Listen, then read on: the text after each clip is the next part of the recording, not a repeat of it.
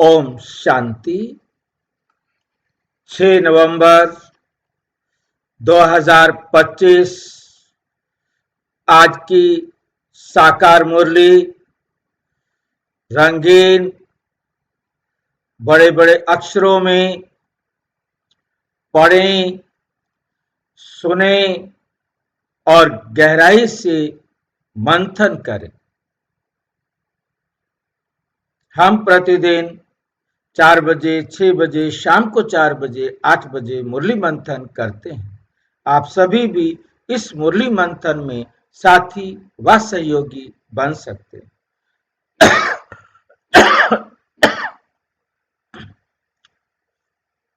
जिसके लिए इसी वीडियो के डिस्क्रिप्शन बॉक्स में लिंक दिया हुआ है गूगल मीट का,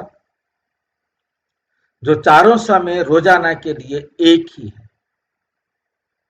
यदि आपको जुड़ने में कठिनाई हो रही है तो इसी वीडियो के सामने जो देख रहे हैं, नीचे चलती हुई लाइन में व्हाट्सएप नंबर देख रहे हैं, उस पर व्हाट्सएप करके लिंक मंगा सकते हैं, प्रश्न पूछ सकते हैं। आपका कोई सुझाव है तो वो सुझाव भी दे सकते हैं।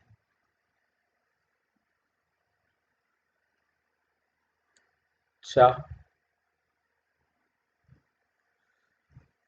आज की साकार मुरली का सार।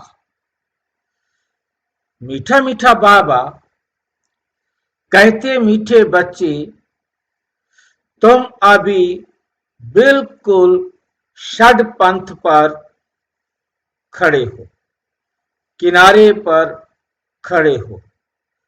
षड पंथ बस सामने ही, बिल्कुल सामने, जहां हमको पहुंचना है वहां हम पहुंच गए हैं। षड पंथ पर किनारे पर खड़े हो। तुम्हें अब इस पार से उस पार जाना है। क्या कहना चाहते हैं बाबा?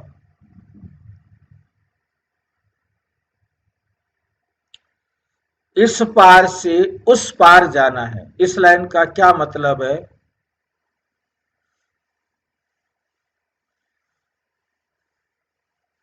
कौन बताएंगे?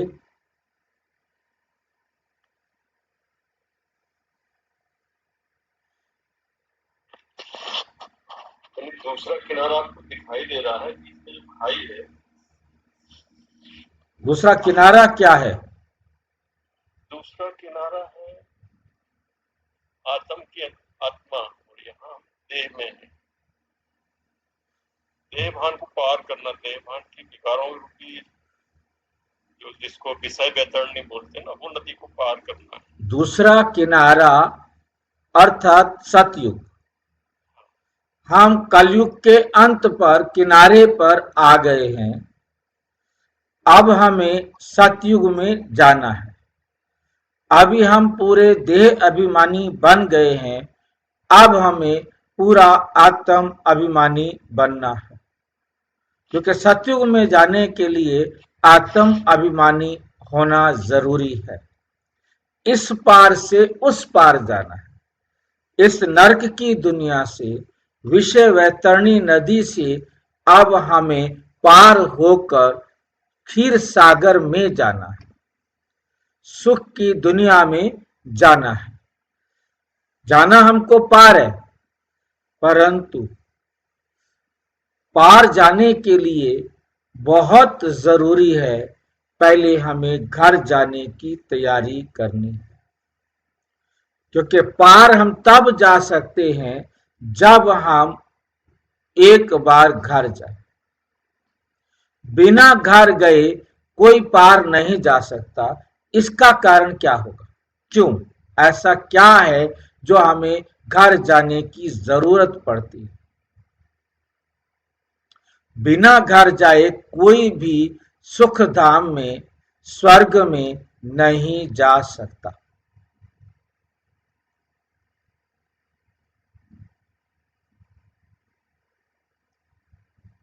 क्यों जरूरी है घर जाना?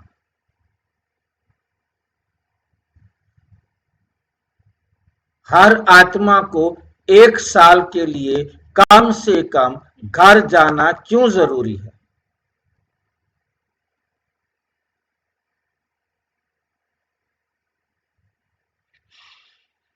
भाई पहले तो घर समझना पड़ेगा कि घर किसको हो। घर परम धाम को, शांति धाम को, निर्वाण धाम को, मुक्ति धाम को, ब्रह्मलोक को, हम आत्माओं के विश्राम आलय को, वेटिंग रूम को, वहां जाना क्यों जरूरी है?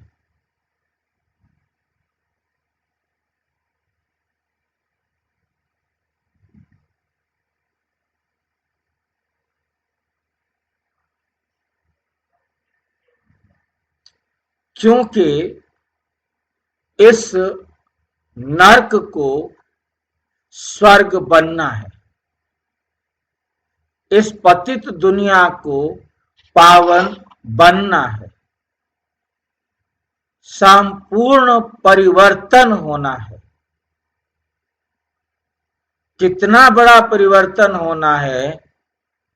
5000 साल के अंदर जो कुछ भी बदलाव होते रहे, चाहे वो ग्रह हो, चाहे उपग्रह हो, गैलेक्सीज हो, वायु आकाश मंडल हो, कितना भी बड़ा, सारा का सारा पुनः अपनी उसी अवस्था में पहुंचना है। हर चीज जो इतनी प्रदूषित हो गई है, इतनी पतित हो गई है, तमो प्रधान हो गई है, हर तत्व अपनी सतो प्रधान अवस्था में पहुंचेगा, जहां पर वो हर कल्प 1-1-1 को होता है। उसके लिए बहुत बड़ा परिवर्तन होता है। उस परिवर्तन के लिए, जैसे अभी हम ट्रंप की बात सुन रहे हैं, कहा कि मेरे पास इतने बम्स हैं कि मैं 150 बार इस पृथ्वी को नष्ट कर सकता हूं, सारी दुनिया को नष्ट कर सकता हूं। चाहे वो 150 बार नहीं कर सकता, झूठ भी बोल रहा हो, परंतु सारी दुनिया के अंदर इतने बम्स और मिसाइल्स, हाइड्रोजन बम्स और सब कुछ तैयार रखा हुआ है। मैं कल विश्लेषण देख रहा था, तो पूरे वर्ल्ड के अंदर, और ये चल नहीं है, और ये सारी धरती को एक ऐसी सिचुएशन में लाएंगे कि जहां हर चीज उस आग में जलकर पवित्र हो जाएगी। हम आत्माएं तो घर चली जाएंगी, परंतु ये सारी चीजें बिल्कुल एकदम प्योर हो जाएंगी। इस प्योरिटी के लिए सब आत्माओं को घर जाना जरूरी है। फिर घर जाने के बाद फिर से ये 1 साल के अंदर परिवर्तन हो जाएगा, और फिर से नई दुनिया 1-1-1 के लिए वो आत्माएं परम धाम से आएंगी और अपने सुरक्षित रखे हुए बंकरों में, अपने महलों में शरीरों को पहनकर खड़े हो जाएंगे, और नई दुनिया का, स्वर्ग का आरंभ होगा, जहां कोई नहीं जानता होगा कि झूठ बोलना क्या होता है, पाप क्या होता है, दुख क्या होता है, वो जानते ही नहीं। तो ये है, इस घर से, इस पाप की दुनिया से उस पावन दुनिया में जाने के लिए सबको घर जाना जरूरी है। भाई हाँ जी, ये सब 1 साल में एकदम सेट हो जाएगा, सब हाँ जी, हाँ, रीसेट हो जाएगा। बिल्कुल बिल्कुल। इसलिए सभी आत्माओं को वापस घर जाना जरूरी है।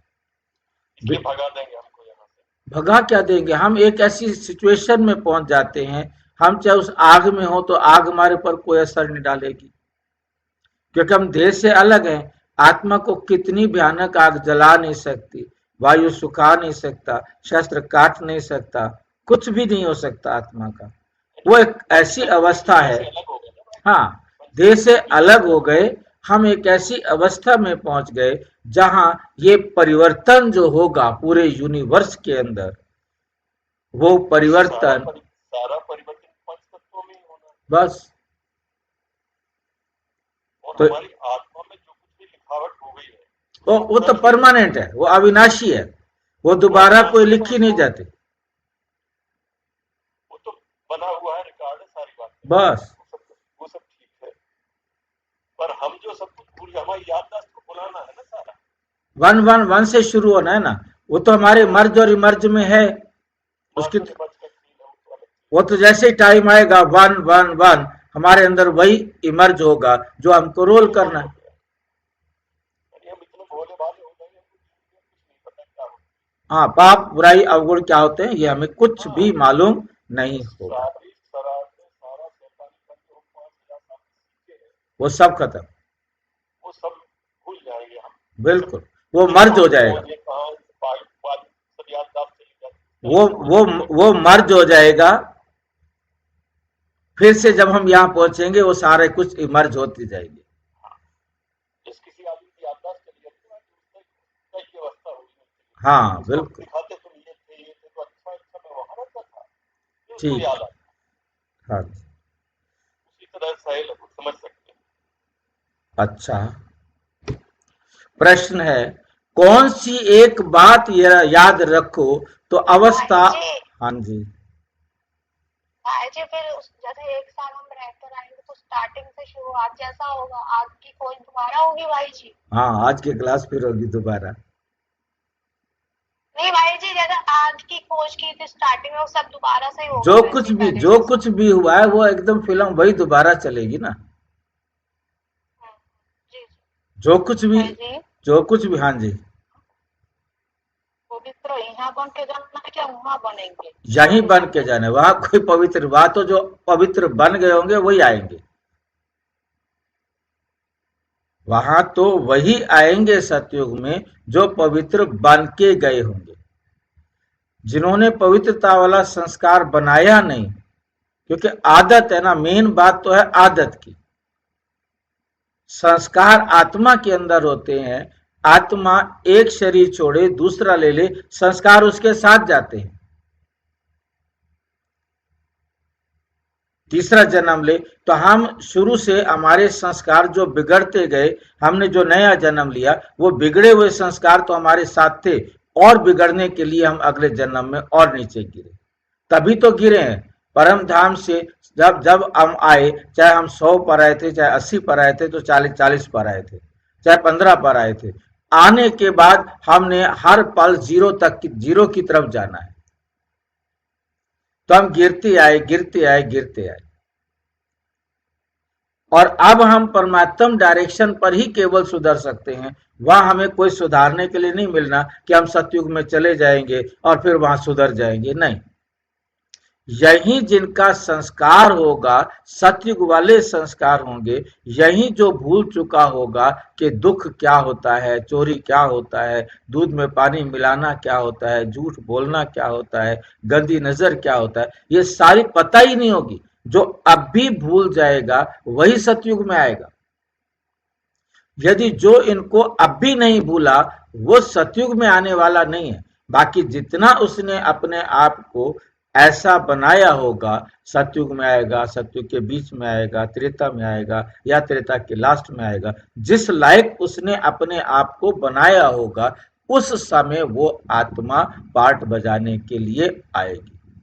क्योंकि हर एक आत्मा एक साथ घर जाएगी और वेटिंग रूम में बैठकर इंतजार करेगी जब वो अपने पार्ट तक पहुंचेगी, जब उसका समय आएगा कि अब तुम्हारे लेवल की धरती तैयार हो गई है, अब आप जाओ। उससे पहले कोई नहीं आ सकता। हर एक आत्मा अपने मेरिट के हिसाब से ही आएगी। सबसे पहले 100% वाली, फिर जो जितनी कम है नंबरवार आत्माएं परम धाम से ऊपर से नीचे आती जाएगी।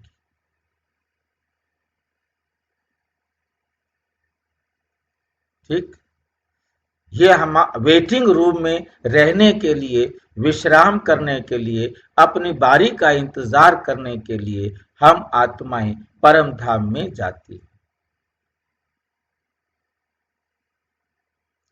ठीक है, कोई डाउट है?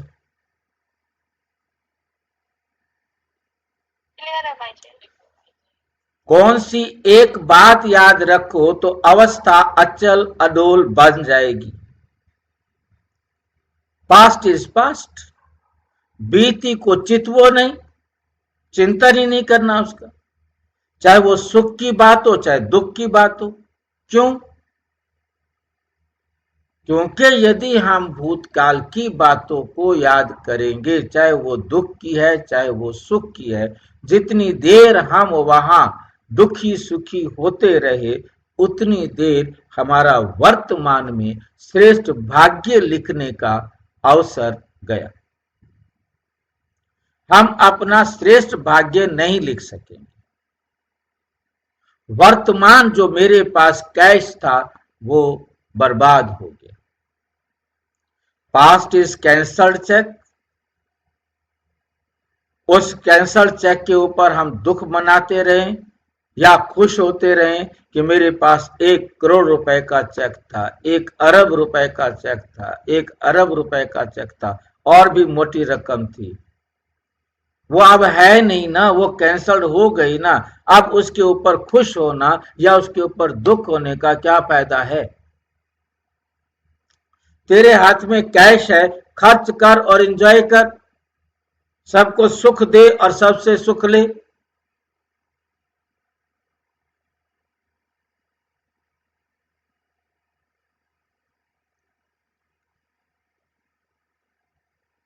और वर्तमान मैंने बर्बाद कर दिया, अब वो मेरे पास दोबारा आने वाला नहीं, जिसको कहते हैं समय दोबारा नहीं आएगा।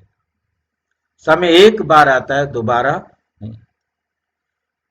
सदा एक की आगे बढ़ते जाना है, क्योंकि आगे बढ़ नहीं सकते। यदि हम पिछली बातों का चिंतन करते रहेंगे, अपने आप को चढ़ती कला में नहीं ले जा सकते। सदा एक की तरफ देखते रहो, बस एक बाबा को देखो, बाबा को सुनो, बाबा की बातें सोचो, जैसे बाबा कहे वैसे बोलो, जैसे बाबा कहे वैसे करो। तुमने अब कलयुग की हद छोड़ दी है, फिर पिछाड़ी की ओर क्यों देखते हो? उसमें बुद्धि जरा भी ना जाए। यही है सूक्ष्म पढ़ाई, यही है सूक्ष्म पढ़ाई। ओम शांति। दिन बदलते जाते हैं, टाइम पास होता जाता है। विचार करो, सतयुग से विचार करो, सतयुग से लेकर टाइम पास होते होते अभी आकर कहां पहुंचे हैं? कलयुग के भी किनारे पर पहुंचे। कलयुग के भी किनारे का मतलब क्या होगा? कलयुग खत्म होने को आ गया है। हम कलयुग के किनारे पर पहुंचे हैं, इसका मतलब है कि कलयुग भी अब क्या है? खत्म होने वाला है, किनारा आ गया है। ये सतयुग, त्रेता, द्वापुर, कलयुग का चक्र भी जैसे कि मॉडल है। जैसे क्या है? मॉडल है। सृष्टि तो बड़ी लंबी चौड़ी है, उसके मॉडल रूप को बच्चों ने जान लिया है। आगे ये पता नहीं था कि अब कलयुग पूरा होता है, पता ही नहीं था कि कलयुग अभी पूरा होने वाला है। अब मालूम पड़ा है तो बच्चों को बुद्धि से सतयुग से लेकर चक्र लगाए कलयुग के अंत में किनारे पर आकर ठहरना चाहिए। ये क्या, इस लाइन में क्या संदेश दिया है बाबा ने, कौन बताएगा? फिर से मैं पढ़ रहा हूं, ध्यान से बताओ। तो बच्चों को बुद्धि से सतयुग से लेकर चक्कर लगाए कलयुग के अंत में किनारे पर आकर ठहरना चाहिए।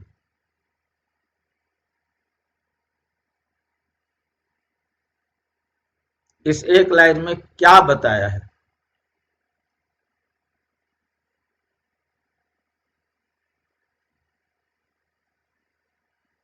और ठहरने के लिए क्यों कहा है? हाँ जी, स्वदर्शन चक्र लगाने के लिए। तो फिर ठहरने के लिए क्यों कहा है? हाँ, तो ठहरे क्यों? आगे ना चले, दोबारा चक्कर लगा देते।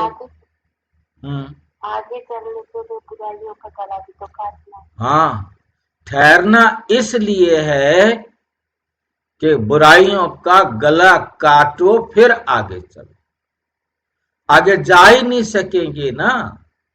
सतयुग में जाना है तो मैं पवित्र बन गया हूं, बुराइयां सारी खत्म हो गई हैं, पूरा संपूर्ण निर्विकारी 16 कला संपूर्ण संपूर्ण निर्विकारी मर्यादा पुरुषोत्तम डबल अहिंसक जो बनेगा वो सतयुग में जाएगा, जो जितना कम बनेगा उतना देर में आएगा।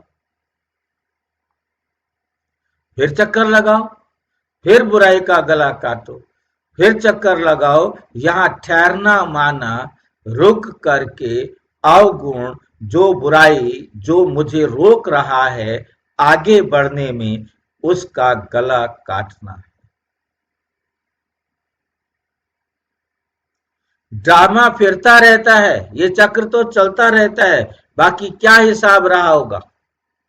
जरा सा रहा है बस, आगे पता नहीं था, अभी बाप ने समझाया है, बाकी कोना आकर रहा है इस दुनिया से उस दुनिया में जाने का। अभी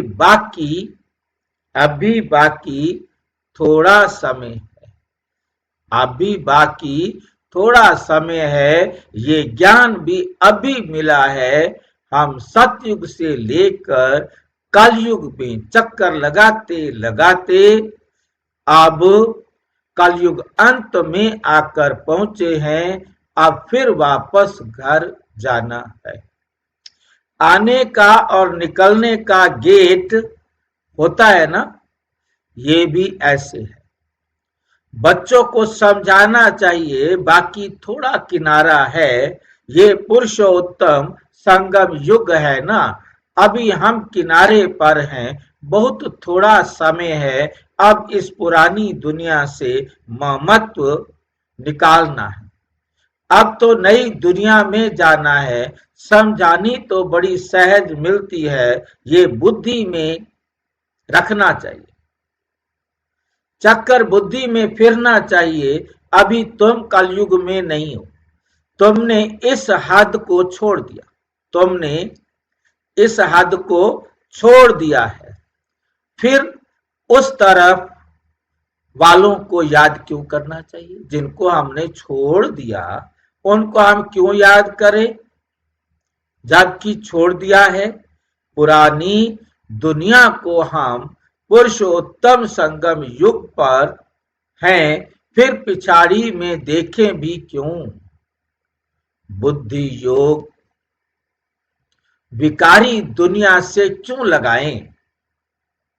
ये बड़ी सूक्ष्म बातें बाबा जानते हैं। कोई कोई तो रुपए से एक आना भी समझते नहीं, सुना और भूल जाते हैं।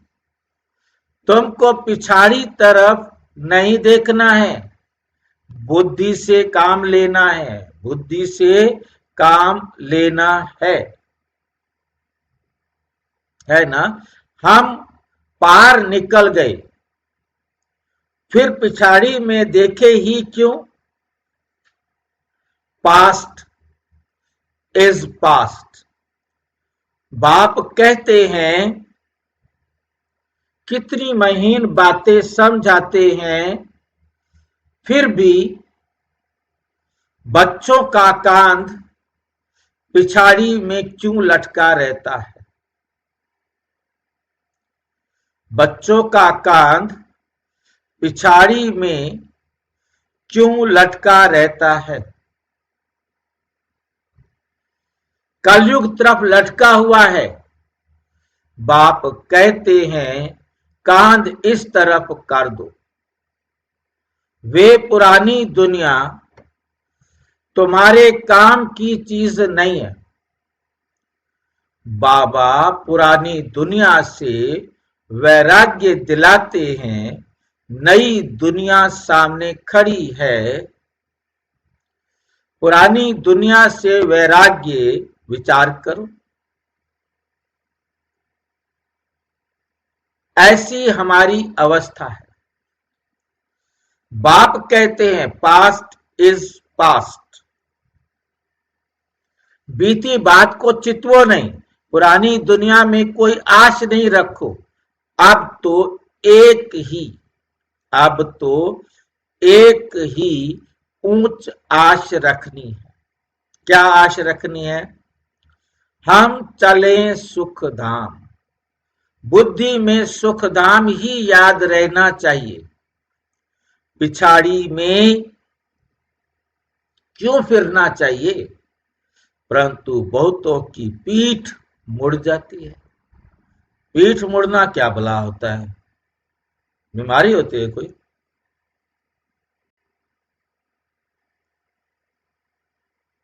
पीठ मुड़ जाती है, क्या मतलब होता है?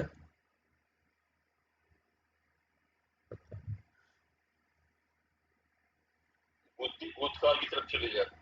अच्छा, मतलब पीछे देखने से पीठ भी घूमेगी पीछे ना। देखने वाली बात, पीछे नहीं देखना है भाई। पास पास को देख। जुल्म नहीं है ये?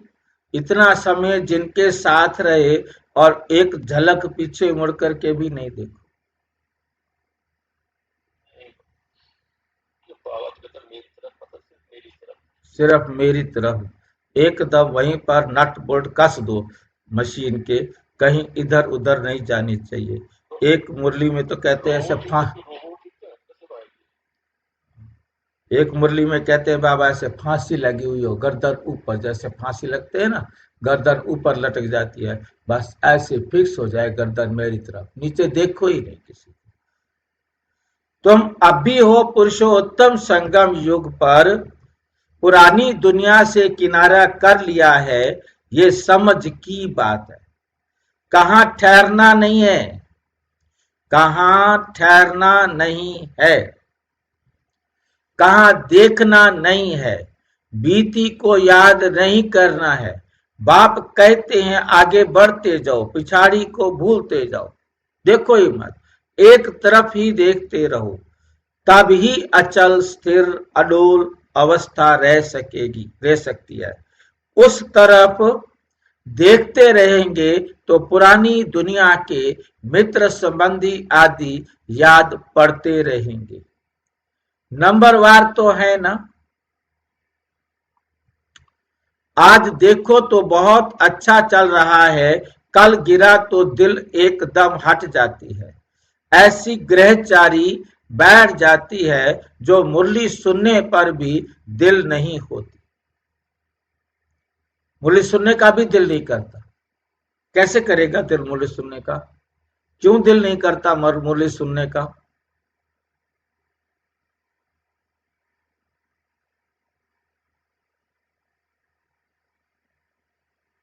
बस बाबा जो है डंडे मारता है,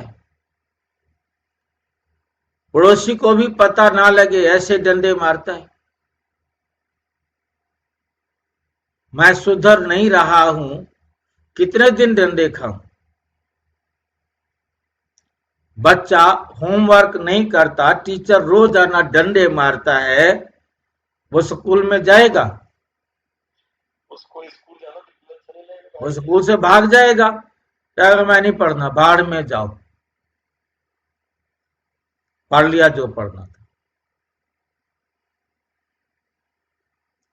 वो स्कूल में घुसेगा ही नहीं। अब जो सुधर नहीं रहे होते वो फिर मुरली छोड़कर चले जाते, इसलिए वो छोड़ जाते।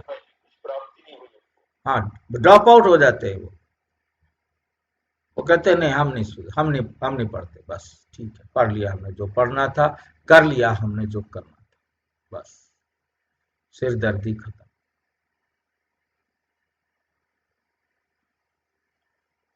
तो यहाँ भी वो रेगुलर क्लास में नहीं आ सकते, वो छोड़कर चले जाते हैं। बहाने बहुत है, टाइम नहीं है, ये नहीं है, वो नहीं है। विचार करो। भाई जी बाबा पे ना दृढ़ विश्वास कमजोर पड़ जाता है, इसलिए मुरली सुनने नहीं आते। मजा नहीं आ रहा ना, फायदा तो कुछ और है, क्या कर रहे हैं टाइम सवेरे सवेरे उठ के बैठ जावे। कोई समझ में आता हो, फायदा होता हो तो उठे भी सही, फायदा ही नहीं तो क्या करेंगे उठ करके। आप तो पागल हो गए हो, वो पागल थोड़ा हो गए हैं। माया और भाई जी जब माया और ज्यादा फोर्स से आती है तब भी तो छोड़ के भाग जाते हैं, उसके लिए हम ये थोड़ी कह सकते हैं कि वो इसलिए छोड़ के भाग। माया क्या आनी है, माया क्या आनी है इसमें मुझे बताओ। माया आ गई, माया के आधार पर हम अपने आप को सुधार नहीं पा रहे हैं, तभी तो छोड़ के जा रहे हैं। माया क्या है, माया ही तो है, माया आ गई है, माया को हम छोड़। हाँ जी, जिनको प्रॉब्लम पवित्रता से होती है वो उस वजह से भी छोड़ के भाग जाते हैं कि पवित्र तो बन नहीं रहे, पवित्र तो बन नहीं रहे, सतयुग में तो जा नहीं सकते। भाई जी ने भी कह दिया, बाबा रोजाना खाता रहता है, मारता रहता है, फिर छोड़ो ऐसे रोजाना यही सुनने जाना है कि सतयुग में नहीं जाएंगे, सतयुग डिप्रेशन में चले जाते हैं। वो कहते हम सतयुग में जा ही नहीं सकते, छोड़ो बाबा। बाकी ये कहना कि भी मेरे पास काम बहुत है, काम बहुत है बाबा, ये थोड़ा कहते हैं काम छोड़ दो। काम को करते रहो, मेरी श्रीमत के अनुसार काम करते रहो। 1 घंटा आप मोबाइल पर कहीं भी, आज तो सुविधा इतनी हो गई है, कभी भी सुन लो, रास्ते में चलते हुए सुन लो, खाना बनाते हुए सुन लो, काम करते हुए सुन लो, मुरली तो सुननी है। बाबा को याद करना है। बाबा ने कभी ये नहीं कहा कि तुम बैठ जाओ और बैठ करके मुझे याद करो। बाबा कहता है तुम याद करो ना मेरे को, चलते फिरते काम करते हर कुछ करते मेरे को याद करो। अब इसमें पकड़ने और छोड़ने वाली कोई बात ही नहीं है।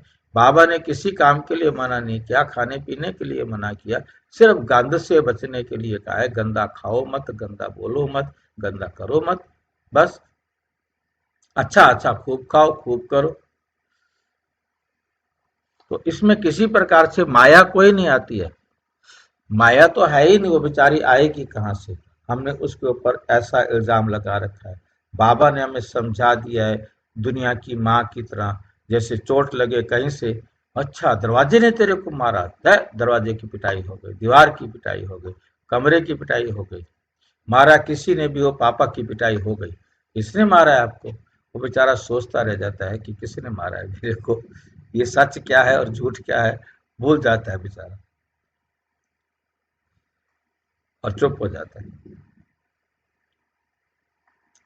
जो मुरली सुनने पर भी दिल नहीं होती, विचार करो, ऐसे होता है ना, हम सभी अनुभवी हैं, ऐसे होता है ना।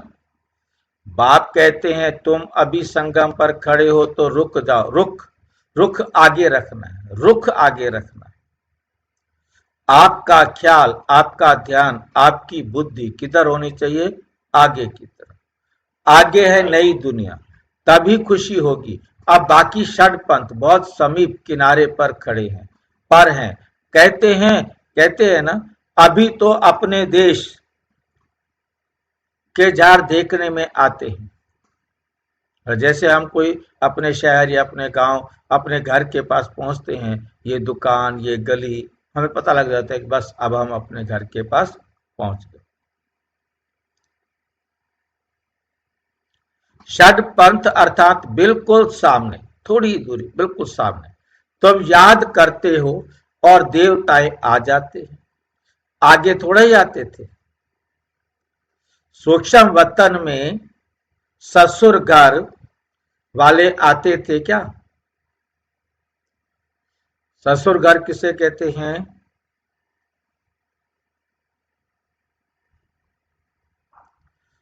स्वर्ग को, सतयुग को, जहां बाप नहीं होता।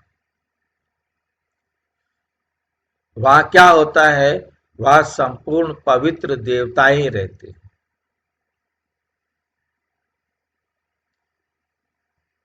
तो ये ससुराल वाले आते थे क्या, पहले पूछ रहे हैं। सूक्ष्म वतन में ससुराल वाले आते थे। कब की बात है ये? मतलब भक्ति मार्ग में कोई भी कितना ध्यान में जाने वाले हों, वो सतयुगी देवी देवताओं को देख नहीं सकते, सतयुगी दुनिया को देख नहीं सकते। बाबा ने सतयुगी दुनिया के साक्षात्कार सूक्ष्म वतन में कराए कि ये होता है सतयुग, ये होते हैं देवी देवताएं। अब वो ऐसी दुनिया को देख कर आते थे और देख के आने के बाद बस उनका जीवन परिवर्तन। वहां कोई विकार को जानता नहीं, वो उस अवस्था को वहां अनुभव करके आते हैं, तो यहाँ आकर अब उन्हें विकार आकर्षित करता नहीं, और वहां से संस्कार बनता है। बाबा ने पहले समझाने का टाइम नहीं था कि उनको समझाएं। जैसे आज कोई पूछता है कि क्यों पवित्र रहे, ये तो जरूरी है, पत्नी के एक ही तो पत्नी के साथ करो, तो सभी कहते हैं ठीक है, अनेक के साथ करना तो गलत है, मतलब दोनों खुश हैं फिर पाप क्यों है। मतलब बात अनेक प्रकार के प्रश्न पूछते हैं भाई बहनी। तो मतलब सोचने वाली बात है कि क्योंकि अब इतने तर्क करते हैं, अब इतने तर्कों का जवाब देना उन नए बच्चों के सामने बड़ा कठिन रहा होगा, और एकदम युक्ति से बाबा ने उनको स्वर्णिम दुनिया का साक्षात्कार कराया और उन्होंने स्वीकार कर लिया। ओके, अब तुम हमारी गर्दन काट दो, हम पवित्र रहेंगे। मतलब इतने जुल्म हुए, उन जुल्मों को आप इतना ही समझ लो कि वो बहुत बहुत भयानक जुल्म थे जो दादियों ने सुनाया। उनको कमरे में ऐसा बंद कर दिया जाता था कि आपको बाथरूम भी वही करना है, रहना ही वही है, तुम कमरे से बाहर निकलोगे ही नहीं। उन्होंने जंगले तोड़ करके, दीवार कूद करके घर से भागे। ये लो अपने सोने, ये लो अपने गहने, ये लो अपना सामान।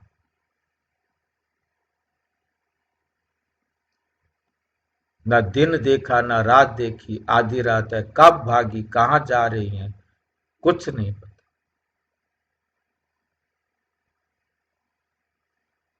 स्टेशन पर उनके क्या बोलते हैं फोटो दे दिए गए कि ये यहां से नहीं जानी चाहिए। उन्होंने बुर्का पहना, कहीं से जैसे भी अरेंजमेंट किया, और पाकिस्तान था और वो गए। ढूंढते रहो तुम। अब हम पतित नहीं बनेंगे। तो पियर घर मतलब उनको दिखाया। अब तो पियर घर और ससुर घर वाले जाकर मिलते हैं। देवताएं ऊपर सूक्ष्म वतन में जाना उस समय की मूल्य है। तो सूक्ष्म वतन में जाना, देवताओं से मिलना, देवताओं से मिलते हैं अब तो। फिर भी उस टाइम उनके उनके मिलने के बाद कह रहे, फिर भी बच्चे चलते चलते भूल जाते। उस समय की बात है जिस समय वो साक्षात्कार कर रहे थे, जब वो बाबा देवी देवताओं का साक्षात्कार करते थे, घंटों घंटों सूक्ष्म वतन में रहते थे, ध्यान में रहते थे। बुद्धि योग पिछाड़ी में हट जाता है। बाप कहते हैं तुम सबका ये अंतिम जन्म है, तुम्हें पीछे नहीं हटना है, अब पार होना है, इस तरफ से उस तरफ जाना है। मौत भी नजदीक होता जाता है, बाकी बाकी सिर्फ कदम भरना है। नाव किनारे आती है तो उस तरफ कदम भरते हैं ना, कदम उठाना पड़ता है ना। नाव आती है, अब किनारे पर तो पहुंच गए हैं, परंतु नाव आएगी, थोड़ा आगे कदम तो उठाना पड़ेगा ना। अब तो सिर्फ ये है कि नाव में बैठना है। तुम बच्चों को खड़ा होना है किनारे पर। तुम्हारी बुद्धि में है, आत्माएं जाती हैं अपने स्वीट होम। ये याद रहने से भी खुशी तुमको अचल अडोल बना देगी। यही विचार सागर मंथन करते रहना है। ये है बुद्धि की बात। हम आत्मा जा रही हैं, अब बाकी नजदीक षडपंथ पर है। बाकी थोड़ा समय है। उसको इसको ही याद की यात्रा कहा जाता है। ये भी भूल जाते हैं, ये भी भूल जाते हैं। चार्ट लिखना भी भूल जाते हैं। अपने दिल पर हाथ रख कर देखो, बाबा जो कहते हैं कि अपने को ऐसे समझो हम नजदीक षडपंथ पर खड़े हैं। ऐसी अवस्था हमारी है। बुद्धि में एक बाबा ही याद हो। बाबा याद की यात्रा भिन्न भिन्न प्रकार से सिखलाते रहते हैं। इस याद की यात्रा में ही मस्त रहना है। बस अब हमको जाना है। यहाँ है सब झूठे संबंध, सच्चा सतयुग का संबंध है। अपने को देखो हम कहाँ खड़े हैं। सतयुग से लेकर बुद्धि में ये चक्र याद करो। तुम स्वदर्शन चक्रधारी हो ना। सतयुग से लेकर चक्कर लगाए आकर किनारे पर खड़े हुए हो। षडपंथ हुआ ना। कोई तो अपना टाइम बहुत व्यर्थ गंवाते रहते हैं। 5-10 मिनट भी मुश्किल याद में रहते हैं होंगे। स्वदर्शन चक्रधारी तो सारा दिन बनना चाहिए। ऐसे तो नहीं है ना, ऐसे तो है नहीं। बाबा भिन्न भिन्न तरीके से समझाते हैं। आत्मा की ही बात है। तुम्हारी बुद्धि में चक्र फिरता रहता है। बुद्धि में यह याद क्यों नहीं रहनी चाहिए। अभी हम किनारे पर खड़े हैं। ये किनारा बुद्धि में क्यों नहीं याद आता रहता। जबकि जानते हो हम पुरुषोत्तम बन रहे हैं, तो जाकर किनारे पर खड़े रहो। जू माफिक चलते रहो। क्यों नहीं ये प्रैक्टिस करते हो। क्यों नहीं चक्र बुद्धि में आता है। ये स्वदर्शन चक्र है ना। बाबा शुरू से लेकर सारा चक्र समझाते रहते हैं। तुम्हारी बुद्धि सारा चक्र लगाए आकर किनारे पर खड़ी रहनी चाहिए और कोई भी बाहर का वातावरण झंझट ना रहे। दिन प्रतिदिन तुम बच्चों को साइलेंस में ही जाना है। टाइम वेस्ट नहीं करना है। पुरानी दुनिया को छोड़ नए संबंध से अपना बुद्धि का योग लगाओ। योग नहीं है, नहीं लगाएंगे तो पाप कैसे कटेंगे। तुम जानते हो ये दुनिया ही खत्म होनी है। इनका मॉडल कितना छोटा है।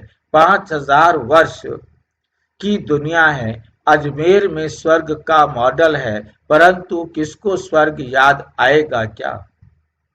वे क्या जाने स्वर्ग से। समझते हैं स्वर्ग तो 40,000 वर्ष के बाद आएगा। बाप तुम बच्चों को बैठ समझाते हैं। इस दुनिया में काम काज करते बुद्धि में ये याद रखो कि ये दुनिया तो खत्म होने वाली है। अब जाना है। हम पिछाड़ी में खड़े हैं। कदम कदम जू मिसल चलता है। मंजिल कितनी बड़ी है। बाप तो मंजिल को जानते हैं ना। बाप के साथ दादा भी इकट्ठा है। वे समझते हैं तो क्या ये नहीं समझ आ सकते। ये भी सुनते तो है ना। क्या ये ऐसे ऐसे विचार सागर मंथन नहीं करता। क्या ये ऐसे ऐसे विचार सागर मंथन नहीं करता होगा। बाप तुमको विचार सागर मंथन करने की पॉइंट्स सुनाते रहते हैं। ऐसे नहीं कि बाबा बहुत पिछाड़ी में है। अरे ये तो दुम लटका हुआ है। दुम पीछे क्या होता है? सबसे पीछे दुम। दुम बोलते हैं पूंछ को। दुम लटका हुआ है पीछे, बाकी तो सारा पार हो गया। अरे ये तो दुम लटका हुआ है, जैसे हाथी निकल गया, पूंछ रह गई, फिर पिछाड़ी में कैसे होगा? ये सब गुये गुये बातें धारण करनी है, गफलत छोड़ देनी है। बाबा के पास 2-2 वर्ष के बाद आते हैं। कितना प्यार है बाबा से। बाबा खुश होते होंगे ना। ये 2 साल बाद आया है बच्चा मिलने के लिए। क्या यह याद रहता होगा कि हम नजदीक किनारे पर खड़े हैं, अभी जाना है? ऐसी अवस्था हो जाए तो बाकी क्या चाहिए? बाबा ने ये भी समझाया है कि डबल सिरताज ये सिर्फ नाम है। डबल सिरताज ये सिर्फ नाम है, बाकी लाइट का ताज कोई वहां रहता नहीं। ये तो पवित्रता की निशानी है। जो भी धर्म स्थापक हैं उनके चित्रों में लाइट जरूर दिखाते हैं, बाकी उस समय कोई विशेष इस बात पर ध्यान नहीं देता कि इसकी लाइट निकल रही है। लाइट होती है, मतलब चेहरा चमक रहा है, बस खुशी है। आज चेहरे की चमक रौनक खत्म हो गई।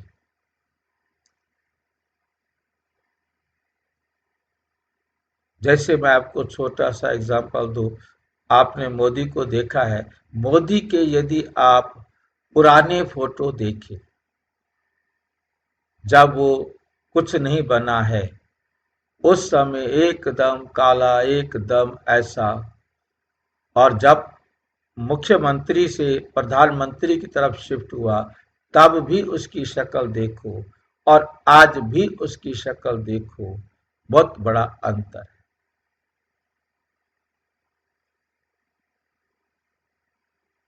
बहुत बड़ा अंतर है। मतलब आप यदि ध्यान से देखेंगे, किसी ने देखा होगा तो नोट किया होगा, आप नहीं तो नोट करेंगे तो आपको पता लगेगा।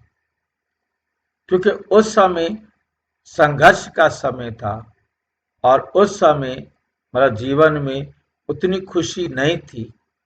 आज सारे काम अपने आप हो रहे हैं, खाना पीना स्वास्थ्य की तरफ पूरा गवर्नमेंट ध्यान रखती है, तो चेहरा ऑटोमेटिक ठीक हो जाता है। समय का, सब चीज का ध्यान होता है तो चेहरे पर भी उसका असर साफ दिखाई देता है।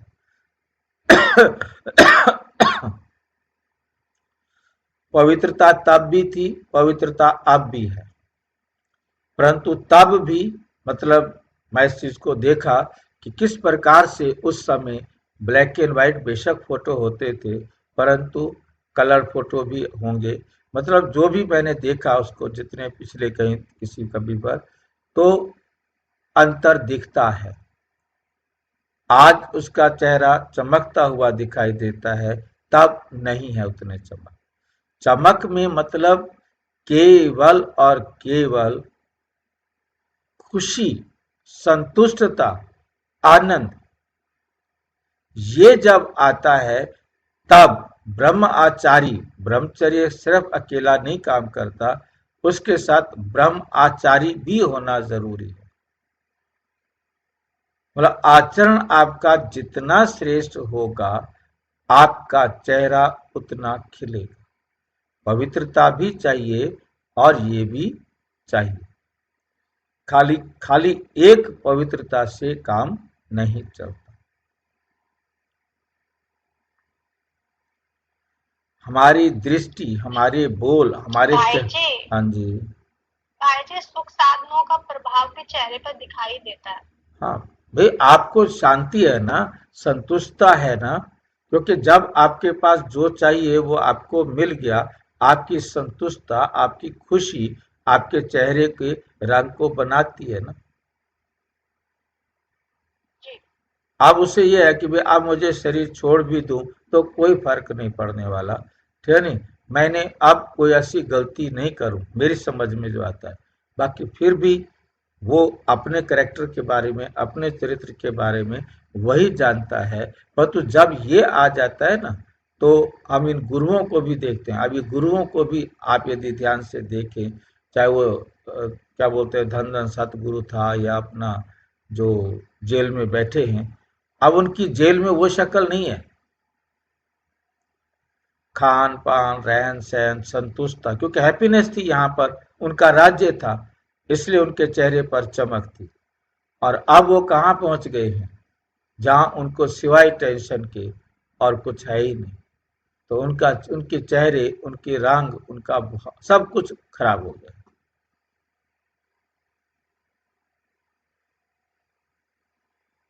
क्योंकि वे वाइसलेस सतो प्रधान है। चित्रों में लाइट जरूर दिखाते हैं क्योंकि वे वाइसलेस सतो प्रधान है। बाकी ऐसे कोई लाइट नहीं निकलती है, पीछे कोई लाइट का ऑरा घूमता रहता हो, वो ऑरा उनके साथ है। वाइसलेस सतो प्रधान है, फिर रजो तमो में आते हैं। तुम बच्चों को नॉलेज मिलती है, उसमें मस्त रहना चाहिए, भल तुम हो इस दुनिया में, परंतु बुद्धि का योग वहां लगा रहे। इनसे भी तोड़ तो निभाना है ना। जो स्कूल के होंगे वो निकल जाए आएंगे, सैपलिंग लगाना है।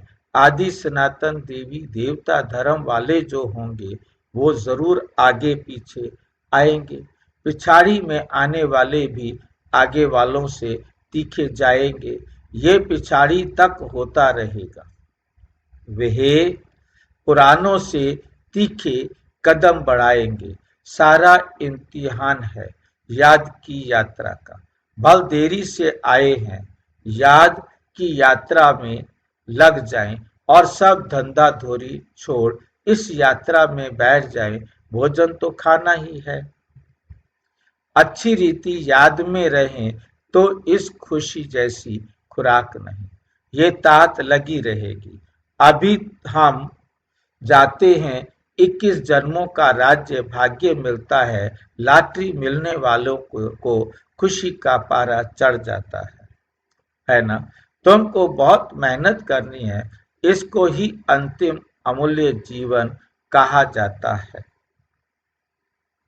याद की यात्रा में बहुत मजा है।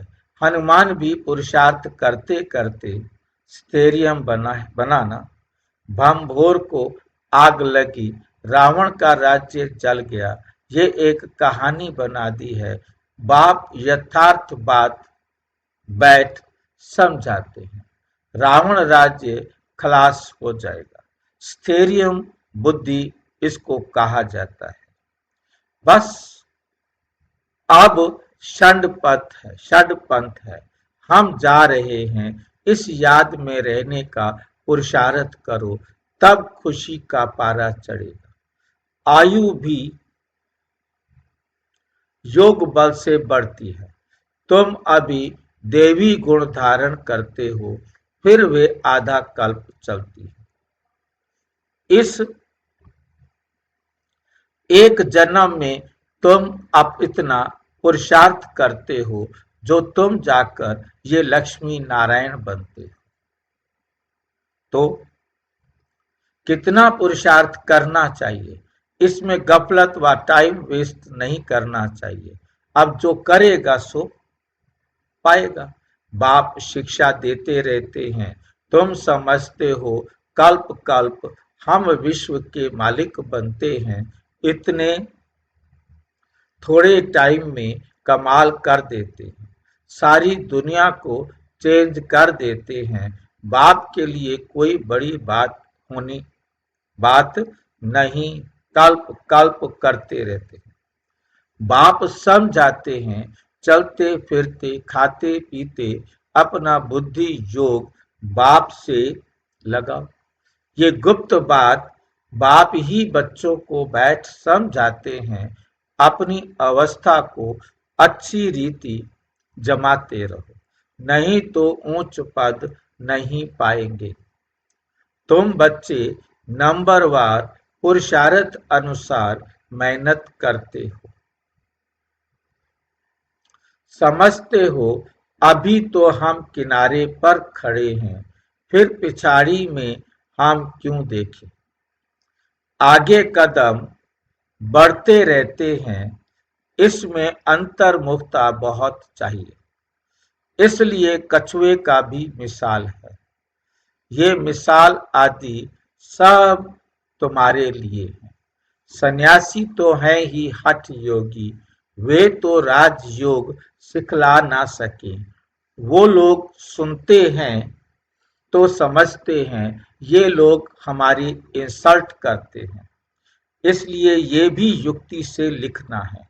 बाप बिगर राजयोग कोई सिखला ना सके, इनडायरेक्ट बोला जाता है तो ख्याल ना हो। युक्ति से चलना होता है ना, जो सर्प भी मरे लाठी भी ना टूटे। कुटुंब परिवार आदि सबसे प्रीत रखो, परंतु बुद्धि का योग बाप के साथ लगाना है।